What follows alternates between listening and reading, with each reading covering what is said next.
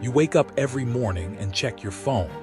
You see another person flaunting their latest purchase, another entrepreneur screaming about their six-figure month, another influencer showing off their lifestyle. And deep down, something inside you recoils. You're tired, aren't you? Tired of this circus. Tired of feeling like you have to prove your worth through noise and spectacle. But here's what you've never been told. Here's what they don't want you to know. The richest man who ever lived, the man who accumulated more wealth than entire nations, built his empire in complete silence. While others were busy announcing their plans, I was executing mine.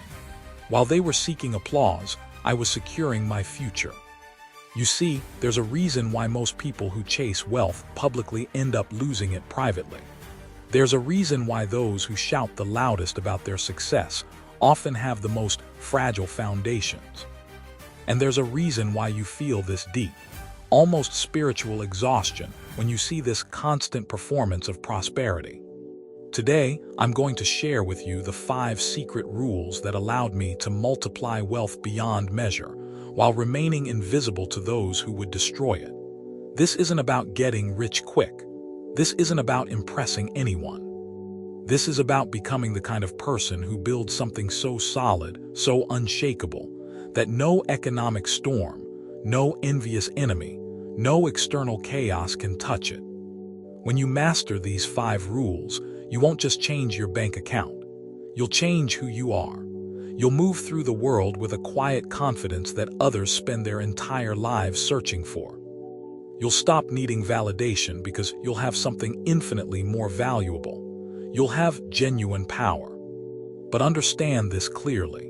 What I'm about to reveal goes against everything this world teaches you about success.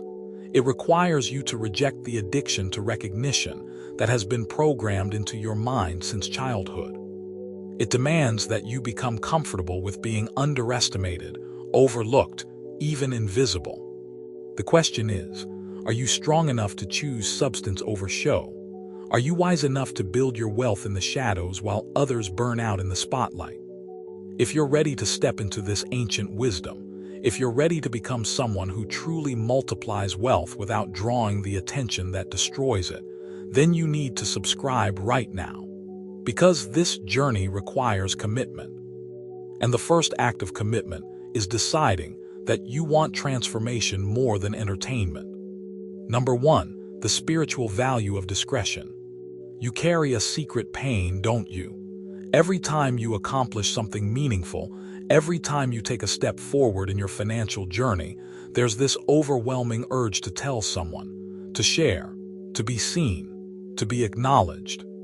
And when you resist this urge, when you keep your victories to yourself, you feel this strange emptiness, as if success that isn't witnessed somehow doesn't count, as if progress that isn't applauded loses its value. This is the curse of our time. We have been conditioned to believe that achievement without recognition is worthless, that wealth without exhibition is meaningless, that victory without an audience is hollow.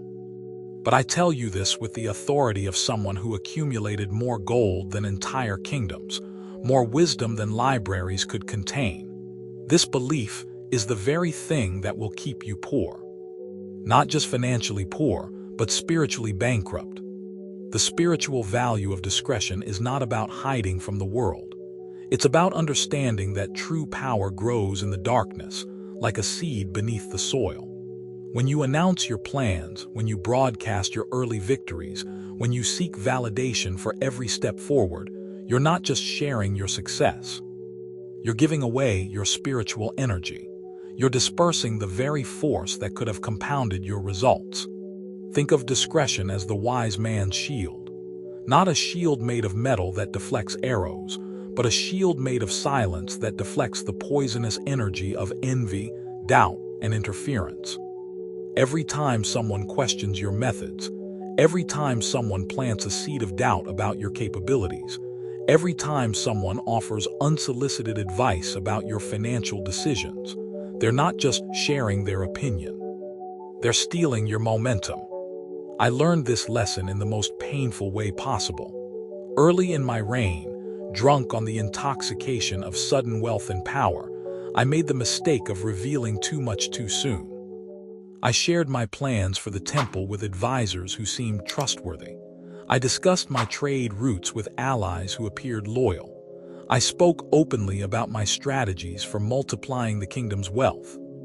And with each revelation, I watched as obstacles appeared where none should have existed. Delays materialized out of nowhere. Resources became scarce. People who had promised support suddenly found reasons to hesitate. It took me years to understand what was happening. The moment you expose your immature plans to the world, you invite chaos into your life.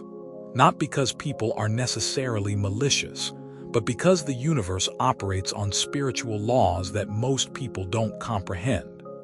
When you speak about something before it's fully formed, before it's ready to withstand the harsh light of scrutiny, you're essentially asking the world to test it before it's strong enough to pass the test. But there's something deeper here, something that goes beyond mere strategy. Discretion is fundamentally about spiritual maturity. It's about understanding that your relationship with wealth, with success, with achievement, must first be solid within you before it can manifest properly in the external world. When you feel the need to announce every step forward, what you're really revealing is that your sense of self-worth is still dependent on external validation. True wealth, the kind that multiplies and compounds and becomes generational, is born from a place of inner certainty. It comes from a man who no longer needs the world to confirm what he already knows about his own capabilities. It emerges from someone who has developed such a clear relationship with his own value that external recognition becomes irrelevant. I want you to imagine for a moment a tree growing deep in a forest where no human eye can see it. This tree doesn't grow any less tall because no one is there to measure it. Its roots don't spread any less wide because no one is there to appreciate their reach. Its fruit doesn't become any less nourishing because no one is there to taste it immediately. The tree grows according to its nature, according to the laws that govern its existence, completely independent of observation or appreciation. This is what your wealth must become. Something that grows according to its own internal logic, its own spiritual laws, completely independent of whether others see it, understand it, or approve of it. When you achieve this level of discretion, when you develop this spiritual relationship with your own success, something miraculous happens. Your results begin to multiply not despite the lack of attention, but because of it. Here's what most people will never understand. Wealth is not just about money. Wealth is about energy. Financial abundance is simply energy that has been focused, directed, and allowed to compound without interference. Every time you dissipate this energy through premature sharing, through seeking validation, through explaining your methods to people who haven't earned the right to understand them, you're essentially leaking the very force that could make you truly prosperous. But discretion offers you something even more valuable than multiplied wealth. It offers you spiritual independence. When you no longer need others to witness your success in order for it to feel real, when you no longer require external validation to confirm your progress, when you no longer feel compelled to explain or justify your methods, you become truly free. Free from the opinions of others, free from the limiting beliefs of your environment, free from the spiritual poverty that comes from constantly seeking approval. The wise man understands that silence is not the absence of power but the presence of absolute confidence. When you know something deeply, when you understand it completely, when you've internalized it thoroughly, you don't need to speak about it constantly. Your actions become your words. Your results become your testimony. Your discretion becomes your strength. This is why I built my wealth in silence. This is why my greatest victories were achieved away from the applause of crowds. This is why the most significant moments of my prosperity happened in quiet rooms, through private decisions, via strategies that no one else understood until they saw the final results. Growing without drawing attention is not about being invisible. It's about being so focused on the work itself that recognition becomes secondary. It's about being so committed to the process that applause becomes irrelevant. It's about understanding that true prosperity is an internal state that eventually manifests externally, not an external display hoping to create internal satisfaction. When you embrace the spiritual value of discretion, when you make silence your ally rather than your enemy, when you choose substance over spectacle, you're not just changing your approach to wealth. You're fundamentally altering your relationship with power itself. You're stepping into a realm where your success becomes inevitable because it's no longer dependent on factors outside your control. The question is not whether you can achieve wealth. The question is whether you're spiritually mature enough to achieve it quietly, whether you're strong enough to build something significant while the world isn't watching, whether you have the inner certainty to let your results speak louder than your words ever could. Number 2, why exposure delays prosperity. There's something eating at you right now, and you probably don't even realize it. Every time you see someone posting about their latest business venture, their new investment, their financial breakthrough, part of you feels like you should be doing the same. But then something strange happens. The momentum slows. The opportunity doesn't develop as quickly as you expected. Obstacles appear that weren't there before. People start asking questions that plant seeds of doubt in your mind. What felt like a sure path to success suddenly becomes complicated, uncertain, fraught with unexpected challenges. You think this is coincidence, but it's not. You think this is just the natural difficulty of building wealth, but it's not. What you're experiencing is one of the most destructive forces in the universe operating against your prosperity. And the most tragic part is that you invited it in yourself. When you expose your financial plans too early, when you broadcast your strategies before they're fully developed, when you seek validation for opportunities that are still fragile, you're not just sharing information. You're opening yourself up to spiritual sabotage, not because people are consciously trying to destroy your success, but because exposure itself creates an energetic vulnerability that attracts interference, doubt, and chaos. Let me paint you a picture that will help you understand this principle. Imagine you're trying to grow a delicate plant. In the early stages, this plant is extremely vulnerable. Too much sunlight will burn it. Too much wind will break it. Too much attention from curious hands will damage its tender roots. What does this plant need most in its early stages? Protection, shelter, a controlled environment where it can develop its strength without interference. Your financial opportunities, your business ideas, your wealth-building strategies are exactly like this delicate plant.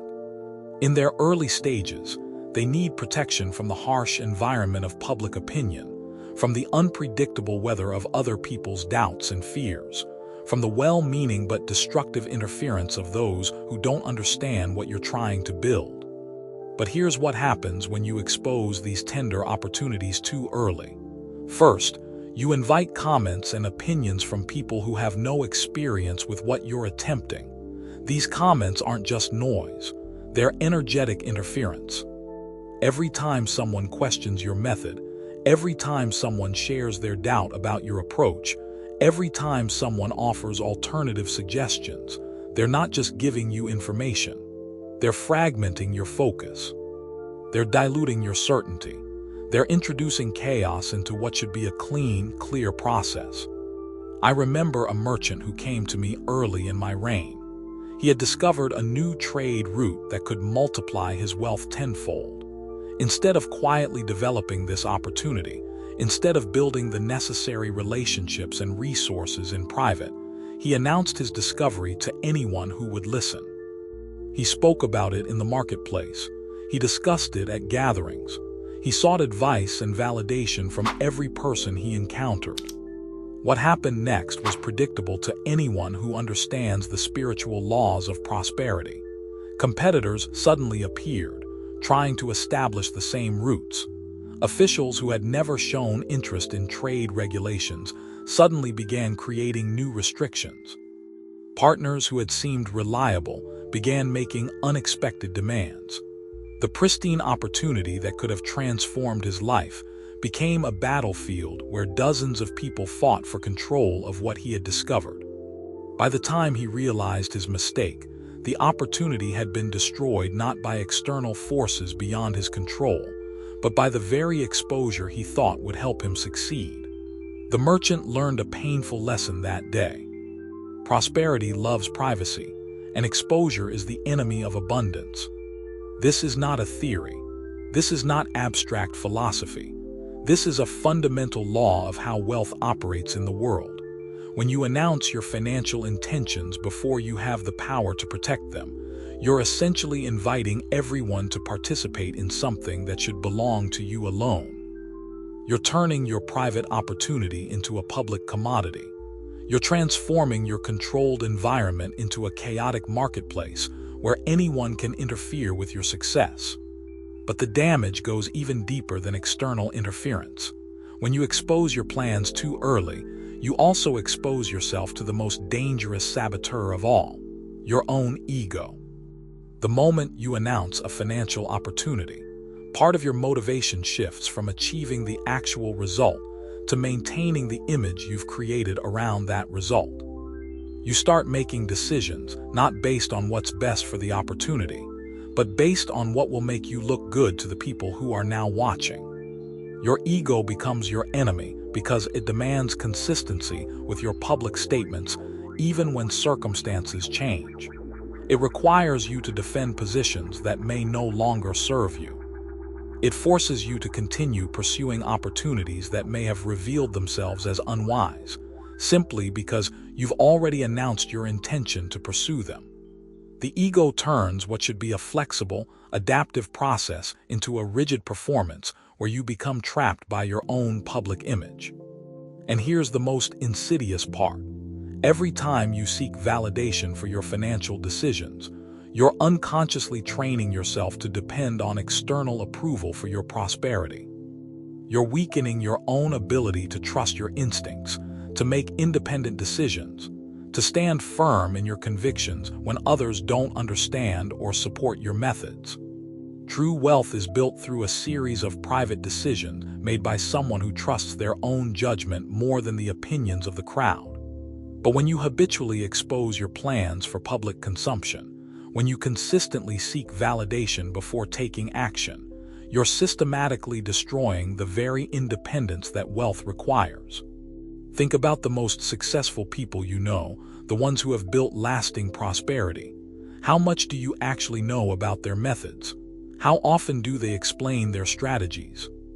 How frequently do they announce their plans before achieving results? If you're honest, you'll realize that the people with real wealth operate with a level of discretion that might seem almost secretive to those who are accustomed to constant sharing and explanation. This isn't because they're hiding something nefarious. It's because they understand that prosperity is fragile in its early stages and requires protection from the chaos that exposure inevitably brings. They've learned that premature revelation leads to premature destruction. They've discovered that silence in the beginning creates strength that compounds over time. The turning point in your financial life will come when you realize that your need for validation is actually your greatest obstacle to wealth. When you understand that every time you seek approval for your plans, you're giving away some of the power those plans need to succeed. When you grasp that discretion is not about being secretive, but about being strategic. Here's what I want you to do right now. Think about your current financial goals, your business ideas, your wealth-building strategies. How many people have you told about these plans? How much external input have you sought?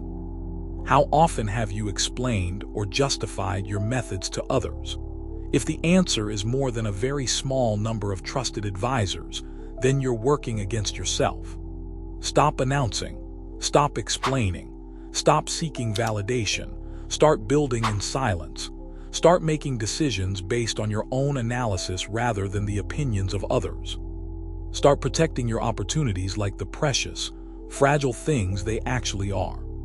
The world doesn't need to understand your path to prosperity. It only needs to witness your results when they're ready to be revealed. And by then, it will be too late for interference, too late for sabotage, too late for anyone to do anything but acknowledge what you've already achieved in the quiet laboratory of your own disciplined discretion. Number 3, the first rule: speak less than you achieve. You know that feeling, don't you? You accomplish something significant, close a deal, make progress on a goal that matters to you, and there's this immediate impulse to tell someone. Your hands reach for your phone. You start composing the social media post. You think about who you'll call first to share the news. The urge is so strong it almost feels physical, like holding your breath underwater. Like you might explode if you don't release the pressure of this good news into the world. And when you do share it, when you announce your achievement, when you receive those congratulations and acknowledgments, something feels complete. You feel validated. You feel real. As if the achievement itself wasn't quite real until other people confirmed it for you. As if success that happens in private somehow doesn't fully count. But I'm going to tell you something that will fundamentally change how you understand achievement itself. Every time you speak about your accomplishments before they're fully mature, every time you announce progress that's still fragile, every time you seek validation for results that are still developing, you're not just sharing good news. You're weakening the very foundation of what you've built. The first rule of multiplying wealth without drawing dangerous attention is this: always speak less than you achieve. Not because you're being modest, not because you're trying to be humble, but because immature achievements, like immature plans, require protection from the harsh environment of public scrutiny until they're strong enough to survive on their own. Think of your achievements as newborn animals in the wild. In those first critical days and weeks, the mother keeps her offspring hidden, protected, away from predators and harsh weather. She doesn't parade them through the forest announcing their arrival. She doesn't seek recognition for her successful birth.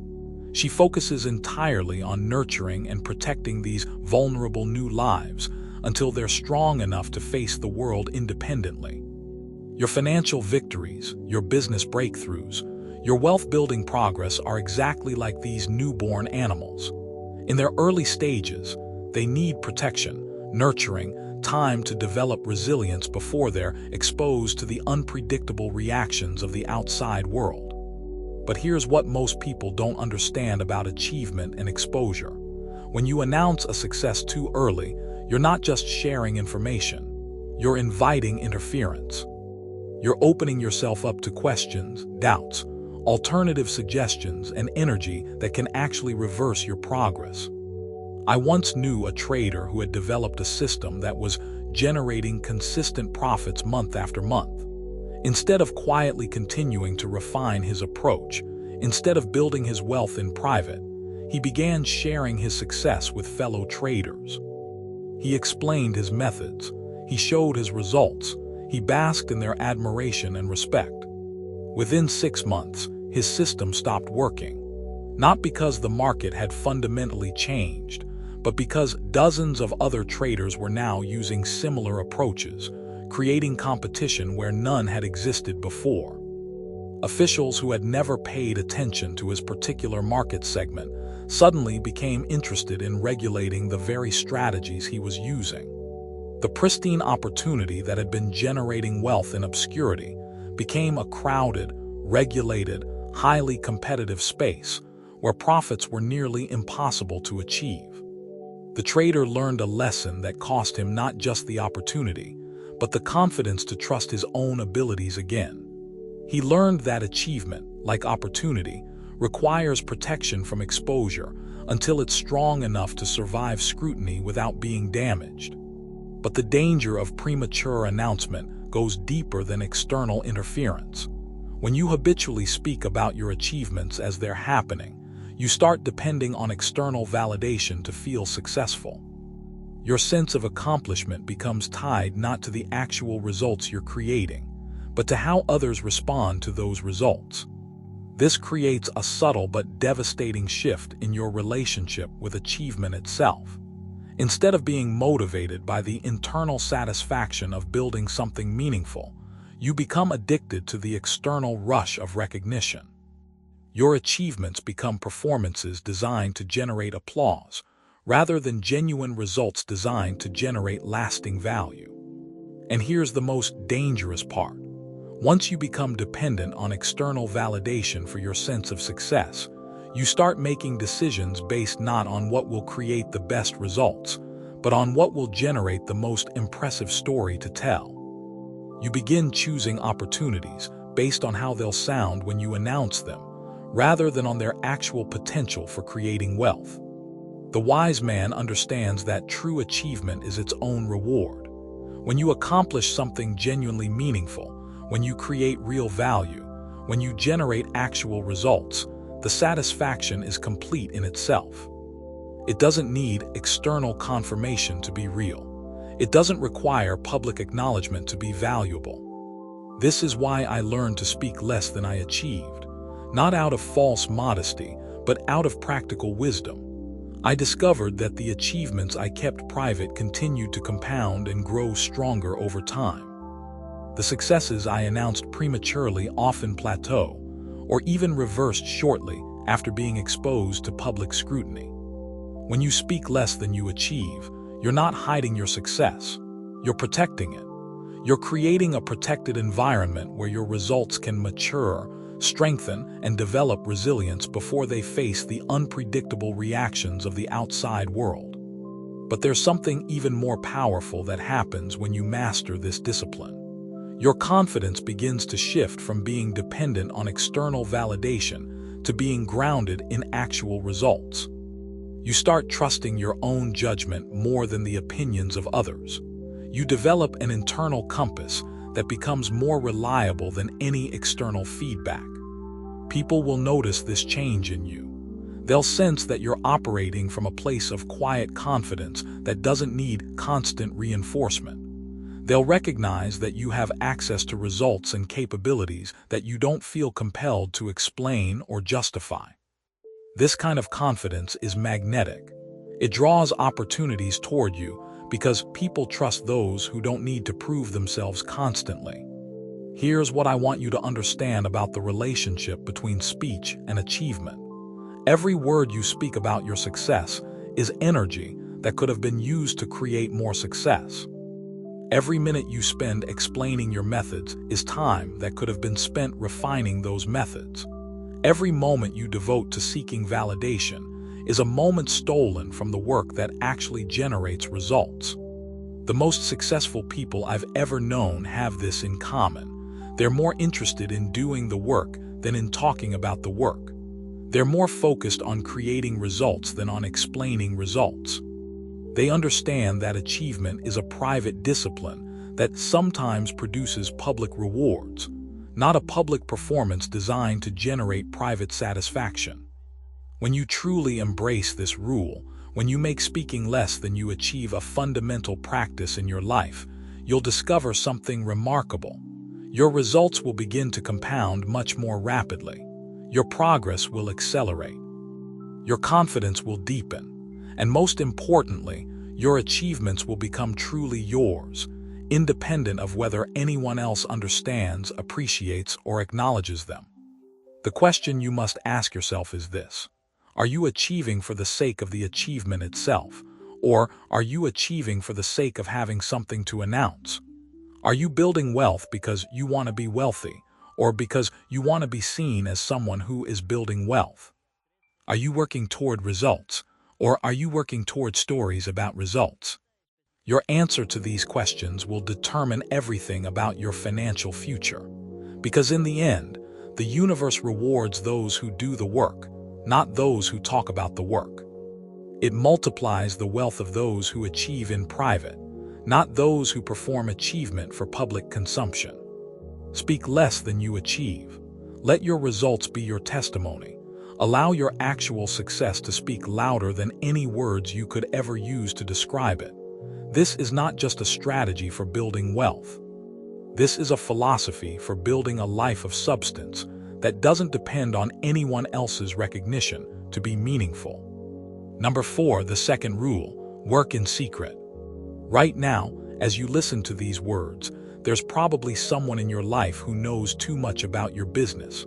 Someone who asks too many questions about your plans. Someone who offers unsolicited advice about your financial decisions.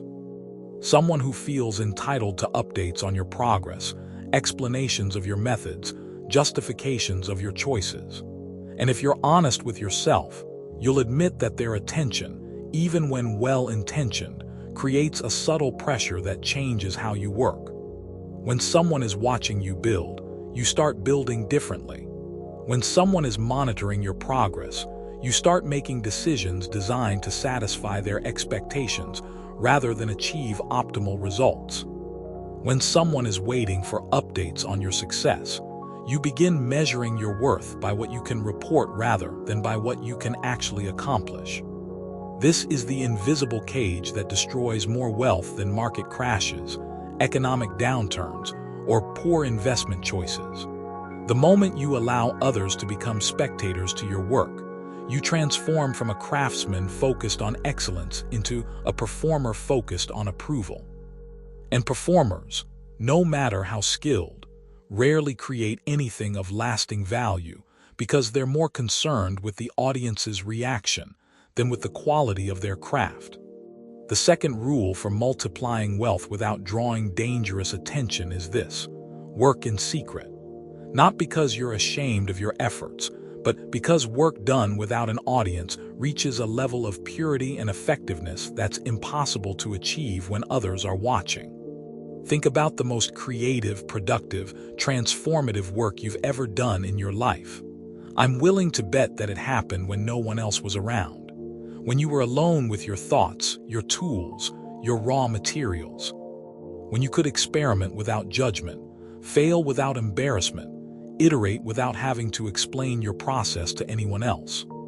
This isn't coincidence. This is how human excellence actually works. The greatest achievements in history were not created in public. They were forged in private workshops, in quiet laboratories, in secret studios where creators could focus entirely on the work itself, without the distraction of managing other people's expectations and reactions. But our modern world has convinced you that work without an audience is somehow less valuable than work that's constantly documented and shared. Social media has trained you to believe that progress not posted is progress that doesn't count. The culture of constant connectivity has made you feel guilty for disappearing into your work without providing regular updates on your activities. This is destroying your potential for true wealth creation. Because real wealth, the kind that multiplies and compounds and becomes generational, is never built in public. It's built in the secret hours when no one is watching, through the private decisions that no one else understands, via processes that seem invisible until the results become undeniable.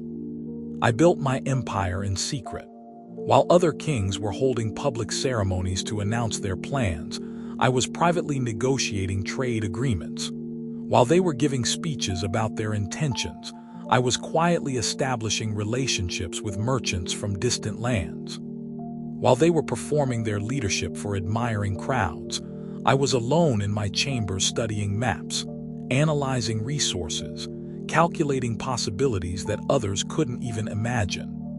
The secret work was not glamorous. It involved long hours with scrolls and numbers. It required patience with details that seemed insignificant. It demanded discipline to continue working when no one would witness the effort, applaud the commitment, or acknowledge the sacrifice. But this secret work created wealth that outlasted empires, wisdom that survived millennia, and influence that still shapes the world today. Here's what happens when you work without an audience. Your focus becomes laser sharp. When you're not worried about how your process looks to others, when you're not concerned about explaining your methods or justifying your approach, all of your energy can be directed toward the actual work. You enter a state of flow where time disappears and productivity multiplies exponentially. But there's something even more important that happens when you work in secret. You develop an intimate relationship with the work itself. You begin to understand nuances that you could never grasp when you were simultaneously trying to perform the work and explain the work to others. You discover shortcuts, innovations, and breakthroughs that only emerge when you're completely absorbed in the process, without external distractions. I want you to imagine a master craftsman creating a piece of furniture. If he's working alone in his workshop, completely focused on the wood, the tools, the vision in his mind, he can achieve a level of precision and artistry that approaches perfection. But if he's constantly stopping to explain his techniques to visitors, if he's pausing to document his progress for social media, if he's dividing his attention between creating and performing, the quality of his work will inevitably suffer. Your wealth-building activities are exactly like this master craftsman's work. They require complete focus, total absorption, undivided attention to achieve their highest potential. Every time you stop to explain what you're doing, every time you pause to document your progress, every time you shift your focus from creating to performing, you're reducing the effectiveness of your efforts. But working in secret offers you something even more valuable than increased productivity. It offers you protection from the energy vampires who disguise themselves as interested supporters. You know who I'm talking about. The people who seem fascinated by your progress, but somehow always leave you feeling drained after you've spoken with them. The individuals who ask detailed questions about your methods, but never seem to apply any insights to their own lives. The friends or family members who want regular updates on your financial activities, but contribute nothing constructive to your actual success. These people aren't necessarily malicious, but they are energetically costly. Every conversation about your work with someone who isn't directly contributing to your work is energy that could have been used for actual work. Every explanation of your methods to someone who hasn't earned the right to understand those methods is time stolen from refining and improving those methods. When you work in secret, you automatically eliminate these energy drains from your process. You create a protected space where your ideas can develop without interference, your strategies can evolve without external input, and your results can compound without the drag of constant explanation and justification. Here's what I discovered about the relationship between secrecy and success. The more privately I worked, the more publicly successful the results became. Not because privacy itself creates success, but because privacy creates the conditions where success can develop to its fullest potential before being exposed to the unpredictable forces of public scrutiny. Think of it this way. If you're trying to build a fire, you need to protect the initial spark from wind until the flame is strong enough to withstand exposure. If you're trying to grow a garden, you need to nurture the seeds in controlled conditions until the plants are resilient enough to survive in the open. If you're trying to build wealth, you need to develop your opportunities in private until they're powerful enough to thrive despite public attention. The turning point in your financial life will come when you realize that you don't owe anyone an explanation of your work. You don't need to justify your methods to people who aren't contributing to your results. You don't have to provide progress reports to individuals who haven't invested in your success.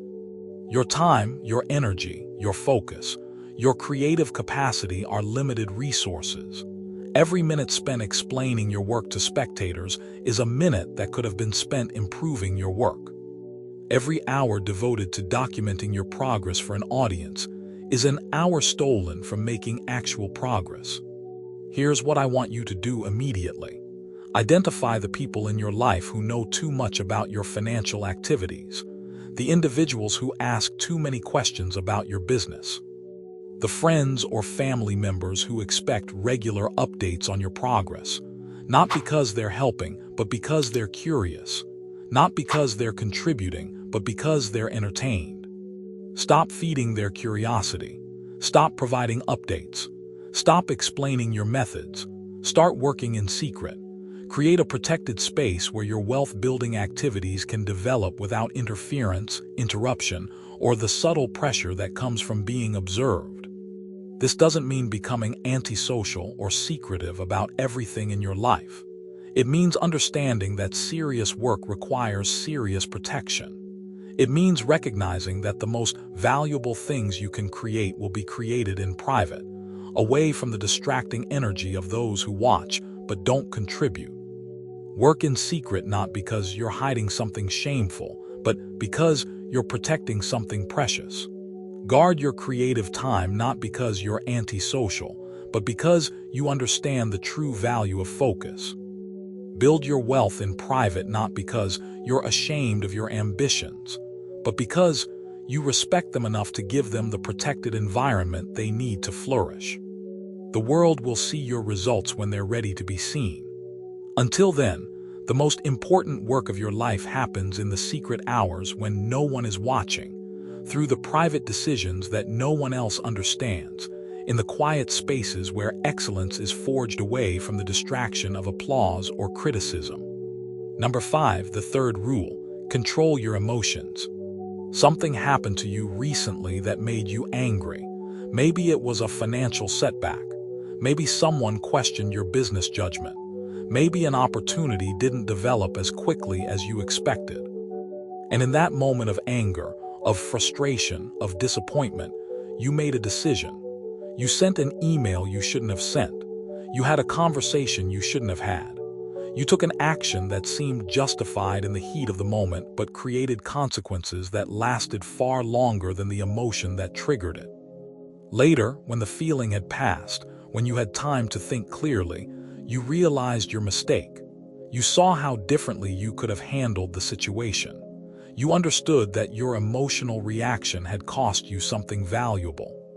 An opportunity, a relationship, a strategic advantage, or simply your own reputation for being someone who can be trusted to remain calm under pressure. This pattern is destroying your wealth. Not dramatically, not all at once, but gradually, consistently, relentlessly. Every time you allow your emotions to drive your decisions, every time you react instead of respond, every time you let feelings override your strategic thinking, you're hemorrhaging the very resources you need to build lasting prosperity. The third rule for multiplying wealth without drawing dangerous attention is this: control your emotions. Not because emotions are bad, but because uncontrolled emotions are expensive. They cost you opportunities, relationships, respect, and most importantly, they cost you the clear judgment that wealth creation requires. Think of your emotions as weather patterns in the climate of your mind. Sometimes it's sunny and calm, and decision-making is easy. Sometimes there are storms with high winds and poor visibility, and decision-making becomes dangerous. The wise person doesn't try to eliminate weather from their life. That's impossible, but they do learn not to make important decisions during the storms. Yet most people do exactly the opposite. They make their most consequential choices when their emotions are most intense. They quit jobs in anger. They start businesses in excitement. They end partnerships in frustration. They make investments in greed. They abandon strategies in fear. And then they wonder why their financial life is chaotic, unpredictable, filled with regret and missed opportunities. I learned this lesson in the most expensive way possible. Early in my reign, when I was still intoxicated by the sudden power and wealth that had come to me, I made decisions based on whatever I was feeling in the moment. When I was angry at a rival kingdom, I made military decisions that were strategically unsound. When I was excited about a new trade opportunity, I committed resources without proper analysis. When I was frustrated with an advisor, I dismissed valuable counsel simply because I didn't like the messenger. Each of these emotional decisions seemed justified in the moment. Each felt like the right response to whatever I was experiencing. But the consequences of these reactive choices haunted my kingdom for years. Wars that could have been avoided through patient diplomacy. Opportunities that were destroyed through premature action. Relationships that were damaged through impulsive responses to temporary feelings. It took me decades to understand that emotional control isn't about suppressing feelings. It's about creating space between what you feel and what you do. It's about developing the ability to experience intense emotions without immediately acting on them. It's about understanding that feelings are temporary visitors in your consciousness, not permanent residents who should be given control of your life. Here's what emotional control actually looks like in practice. When someone questions your financial judgment, instead of defending yourself immediately, you pause. You feel the surge of defensiveness, acknowledge it, but don't let it drive your response. You ask yourself, what does this person actually need to know? What strategic advantage do I maintain by not reacting defensively? How can I respond in a way that serves my long-term interests rather than my short-term emotions? When an investment doesn't perform as expected, instead of panicking or doubling down in frustration, you pause. You feel the disappointment, the fear, the urge to do something immediately to fix the situation. But you don't let these feelings drive your decisions. You ask yourself, what do the fundamentals actually tell me? What would I advise someone else in this situation? How can I respond based on analysis rather than emotion? When someone offers you an opportunity that seems incredibly exciting, instead of jumping on it immediately, you pause. You feel the excitement, the fear of missing out, the urge to act before the opportunity disappears. But you don't let these feelings override your due diligence. You ask yourself, what don't I know about this opportunity? What are the potential downsides I'm not considering? How can I evaluate this objectively rather than emotionally? This pause between feeling and acting is where wealth is created, not in the absence of emotion, but in the space you create between experiencing emotion and being controlled by it. This space is where wisdom lives. This pause is where strategy develops. This gap between impulse and action is where true wealth is forged. But emotional control offers you something even more valuable than better decision-making. It offers you respect. When people see that you don't react impulsively to pressure, when they observe that you remain calm in situations that would trigger others, when they recognize that you can experience intense situations without losing your composure, they begin to trust you with more important opportunities. Wealth flows toward people who can be trusted to make decisions based on logic rather than emotion. Opportunities gravitate toward individuals who remain steady under pressure. Partnerships develop with those who can navigate conflict without losing their strategic perspective. The person who controls their emotions becomes someone others want to work with, invest with, and trust with increasingly significant responsibilities. I want you to think about the wealthiest person you know personally, not someone you've read about, but someone you've actually observed in various situations. How do they respond to stress? How do they handle criticism? How do they react when things don't go according to plan? If you're honest, you'll probably notice that they remain remarkably calm in situations that would trigger strong emotional responses in most people. This calmness isn't because they don't feel emotions. It's because they've learned that emotional control is a strategic advantage that compounds over time. Every situation where they respond thoughtfully instead of reacting emotionally builds their reputation for reliability. Every moment where they remain calm under pressure increases others' confidence in their judgment. Every decision they make based on analysis rather than feeling strengthens their track record of wise choices. The turning point in your financial life will come when you realize that your emotions, while valid and important, are not reliable guides for financial decision-making. When you understand that feelings provide information but should not be given control of your choices. When you develop the ability to experience intense emotions without immediately acting on them. Here's what I want you to do starting today. Before making any significant financial decision, create a mandatory waiting period. If you're angry, wait until the anger passes before deciding how to respond. If you're excited about an opportunity, Wait until the excitement settles before committing resources. If you're afraid about a situation, wait until the fear subsides before determining your course of action. This doesn't mean ignoring your emotions or pretending they don't exist. It means respecting them enough to experience them fully, without letting them drive decisions that will affect your life long after the feelings have passed. It means understanding that emotional intensity and decision-making quality are inversely related. The stronger the emotion, the more important it becomes to pause before acting. Develop the practice of asking yourself, what would I decide about this situation if I were feeling completely neutral right now? This question helps you separate the eternal strategic elements of a decision from the temporary emotional elements. It helps you access the wisdom that's always available beneath the turbulence of whatever you're feeling in the moment. Control your emotions not because they're wrong, but because uncontrolled emotions are expensive. Master the space between feeling and acting not because feelings don't matter, but because actions matter more.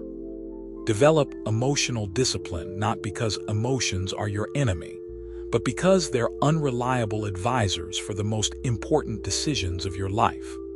The wise person feels deeply, but acts strategically.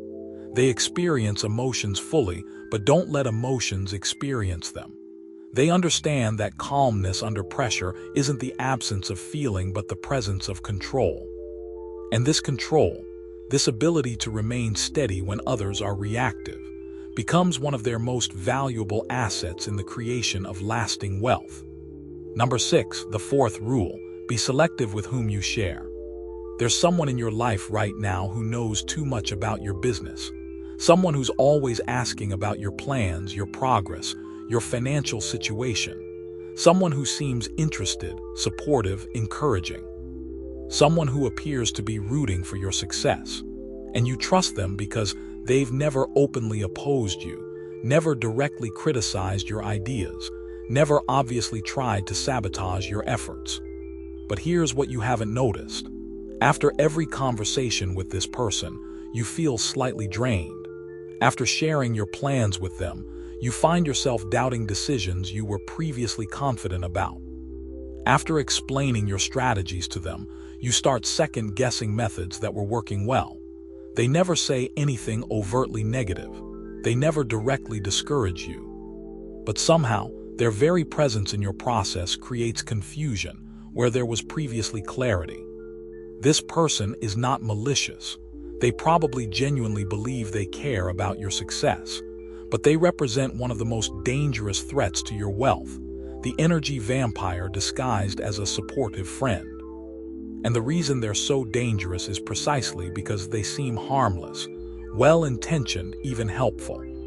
The fourth rule for multiplying wealth without drawing dangerous attention is this: be extremely selective about whom you share your plans, your progress, and your strategies with. Not because you're paranoid, but because not everyone who claims to support you actually has the capacity to support you. Not everyone who asks about your business deserves access to your business. Not everyone who seems interested in your success is energetically aligned with your success. Think of your financial plans and strategies as seeds in a garden. These seeds need very specific conditions to grow. The right soil, the right amount of water, the right temperature, the right amount of sunlight. But they also need protection from pests, from diseases, from environmental factors that could prevent them from reaching their full potential.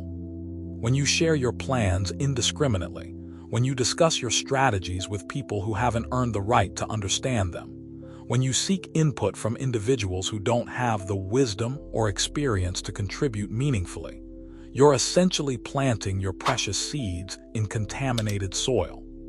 You're exposing them to conditions that will prevent them from growing, even if those conditions seem neutral or even positive on the surface. I learned this lesson through painful experience. In the early years of building my wealth, I made the mistake of believing that enthusiasm was the same as wisdom, that interest was the same as understanding, that good intentions were the same as good judgment. I shared my plans with advisors who seemed eager to help, but lacked the experience to contribute meaningfully. I discussed my strategies with friends who appeared supportive, but were secretly envious of my progress. I sought input from family members who claimed to want the best for me, but were unconsciously invested in keeping me at their level. Each of these relationships seemed positive on the surface. No one was obviously hostile. Everyone claimed to want my success. But the cumulative effect of all these conversations was confusion, doubt, and a constant second-guessing of decisions that should have been straightforward. It took me years to understand what was happening. When you share your plans with someone who doesn't have the wisdom to understand them, they don't simply remain neutral about your strategies. They unconsciously impose their own limitations, their own fears, their own restricted thinking onto your unlimited possibilities. They can't help but filter your vision through the lens of their own experience, which is usually more limited than the vision you're trying to actualize. But the problem goes deeper than limited thinking. When you consistently share your plans with people who aren't operating at your level, who aren't thinking at your scale, who aren't committed to the same standards of excellence that you're pursuing, you gradually begin to think at their level instead of your own. You start making decisions based on what makes sense to them rather than what makes sense for your goals. You begin to limit your ambitions to what they can understand rather than what's actually possible. Here's what most people don't realize about the people in their lives. Not everyone is rooting for your success. This isn't because they're evil or malicious. It's because your success changes the dynamic of your relationships. Your growth forces them to confront their own lack of growth. Your progress highlights their own stagnation. Your courage to pursue bigger goals makes their acceptance of smaller goals feel uncomfortable. Most people won't consciously try to sabotage your success, but they will unconsciously do things that slow your progress. They'll ask questions that plant seeds of doubt. They'll offer advice that reflects their own limitations. They'll share concerns that are really projections of their own fears. They'll suggest alternatives that would keep you closer to their level of achievement. And here's the most dangerous part. Because you care about these people, because you value their opinions, because you want them to understand and support your vision, you'll give their input more weight than it deserves. You'll modify your plans to address their concerns. You'll scale back your ambitions to match their comfort level. You'll compromise your vision to maintain their approval. This is why selectivity is not optional for anyone serious about building wealth. You must be ruthless about protecting your vision from people who don't have the capacity to support it properly. You must be disciplined about limiting access to your strategies to only those who have earned the right to understand them through their own demonstrated success or wisdom. But how do you determine who deserves access to your plans and who doesn't? Here's a simple test. Before sharing anything important about your financial strategies, ask yourself these questions. Has this person achieved something similar to what I'm trying to achieve? Do they have experience with the type of challenges I'm facing? Will their input make me more likely to succeed, or will it create confusion and doubt? Are they asking about my plans because they want to contribute something valuable, or because they're simply curious? If the answers to these questions aren't clearly positive, then this person doesn't deserve access to your strategic thinking. This doesn't mean you don't care about them. It doesn't mean you don't value the relationship. It simply means you understand that not every relationship serves every purpose, and the purpose of building wealth requires a very specific type of support that most people, regardless of their good intentions, simply cannot provide. The people who deserve access to your financial plans and strategies are those who have either achieved what you're trying to achieve or are pursuing similar goals with similar commitment and wisdom. They're individuals whose input actually makes you more likely to succeed rather than more likely to doubt yourself. They're people who understand that supporting your success requires more than good intentions. It requires relevant experience, strategic thinking, and the ability to see possibilities that extend beyond conventional limitations. Create a restricted circle of advisors and confidants. Make this circle very small. Include only people who meet the criteria I've described. Share your plans, your progress, and your challenges only with these carefully selected individuals. Everyone else gets general updates, polite deflections, and changes of subject when they probe too deeply into your business. This isn't about being secretive or antisocial. This is about understanding that your dreams are precious resources that need protection from well-meaning but misguided input. This is about recognizing that enthusiasm is not the same as wisdom, that interest is not the same as understanding, that good intentions are not the same as good judgment.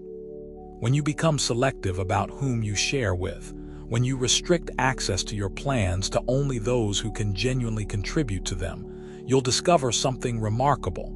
Your clarity increases, your confidence grows, your progress accelerates. You stop second-guessing decisions that you know are correct. You stop modifying your vision to accommodate the limitations of others. Your restricted circle becomes an accelerated circle. The right people supporting your vision multiply your effectiveness exponentially. But the wrong people, even with the best intentions, create drag that slows everything down. Be selective not because you don't trust people, but because you respect your own vision enough to protect it from influences that would diminish it. Guard your plans not because you're paranoid, but because you understand their value and their fragility. Choose your advisors carefully not because you're elitist, but because you're serious about achieving results that most people only dream about. The question is not whether people care about you. The question is whether they have the wisdom, experience, and perspective to support the version of success you're actually trying to create. And for most people in your life, regardless of how much they care, the honest answer is no. Number 7, the fifth rule, prosperity that doesn't shine. You see them everywhere now. The Instagram entrepreneurs flashing their rented Lamborghinis. The business coaches posing in front of private jets they don't own. The social media millionaires showing off luxury purchases they can't actually afford. And part of you, if you're honest, feels envious. Part of you thinks that when you become successful, when you build real wealth, you'll want to show it off too. You'll want people to see what you've accomplished. You'll want the recognition, the respect, the acknowledgement that comes with visible prosperity. But I'm going to tell you something that will fundamentally change how you think about wealth itself. Every person you see flaunting their success, every individual who needs to display their prosperity to feel successful, every entrepreneur who uses expensive possessions as marketing tools is revealing something profound about their relationship with money. They're showing you that their wealth is not secure. They're demonstrating that their prosperity is not sustainable. They're advertising their spiritual poverty even as they display their material abundance. True wealth, the kind that multiplies across generations, the kind that survives economic downturns and market crashes, the kind that creates genuine security and freedom, is almost always invisible. It doesn't announce itself. It doesn't seek recognition. It doesn't need validation from strangers to feel real. The fifth and final rule for multiplying wealth without drawing dangerous attention is this. Let your prosperity be powerful but not flashy, substantial but not spectacular, meaningful but not obvious. Learn to live with wealth in a way that gives you all the benefits of financial success, without any of the vulnerabilities that come with public displays of that success. Think of wealth as a source of power, like electricity flowing through wires in the walls of your home. This power enables everything in your house to function. It provides light, warmth, refrigeration, communication, entertainment. It makes your life comfortable, convenient, and secure. But you never see the electricity itself. You never display it for visitors to admire. You simply enjoy the benefits it provides without needing to show off its existence. This is how genuine wealth operates. It provides freedom, security, options, and peace of mind. It enables you to make decisions based on what you want rather than what you can afford. It gives you the ability to help others, to pursue meaningful projects, to live according to your own values rather than the constraints of financial pressure. But none of these benefits require public recognition to be valuable. None of them need external validation to be real. But our culture has trained you to believe that wealth without display is somehow incomplete. Social media has convinced you that success not shared is success that doesn't fully count. The modern world has made you feel like prosperity that isn't visible isn't quite real. This is not just wrong. This is dangerous. Because the moment you begin displaying your wealth publicly, you transform from someone who has money into someone who needs to maintain an image. You shift from being financially free to being financially performative. You change from someone who uses wealth as a tool to someone who uses wealth as a costume. And costumes are expensive to maintain, not just financially, but energetically and spiritually. When your wealth becomes part of your public image, you start making financial decisions based not on what's wisest for your long-term security, but on what maintains the image you've created. You begin spending money not on things that provide genuine value, but on things that communicate a message about your status. I accumulated more wealth than any person in history, yet most of my prosperity remained invisible even to my closest advisors. I lived comfortably, but I didn't live ostentatiously. I had access to resources beyond imagination, but I didn't use those resources to create spectacles designed to impress others. I understood that true wealth is about what you can do, not about what you can display.